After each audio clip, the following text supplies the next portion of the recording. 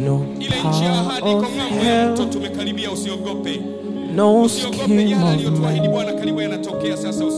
can ever block me from his hands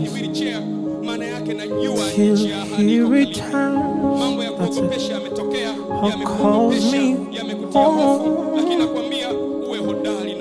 Here in the power of Christ I stand. No guilt in life, no fear in death, for this is the power of Christ in me. From life's first cry to final breath, Jesus calls my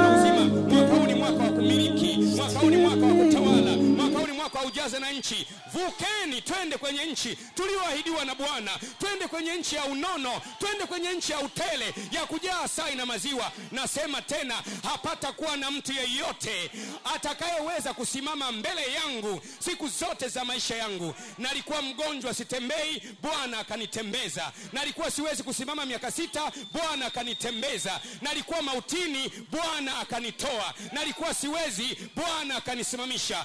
Bwana ndiye ngome yangu na msaada wangu. Ni mhofu nani? Watenda mabaya waliponikaribia wanile nyama yangu, watesi wangu walijikwaa wakaanguka. Jeshi lijapojipanga kupigana nami, moyo wangu hautaogopa. Bwana ndiye mchungaji wangu, sitapungukiwa na kitu. Katika malisho ya majani mabichi unilaza, kando ya maji ya utulivu uniongoza.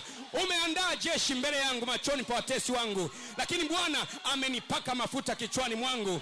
Yesu akasema, Roho wa Bwana yu juu yangu, kwa maana Bwana amenitia mafuta. Ni habari njema, ni watangazie wafungwa kufunguliwa kwao, na vipofu kupata kuona tena. Nitangaze mwaka wa Bwana uliokubalika, na mwaka wa kisasi cha Bwana.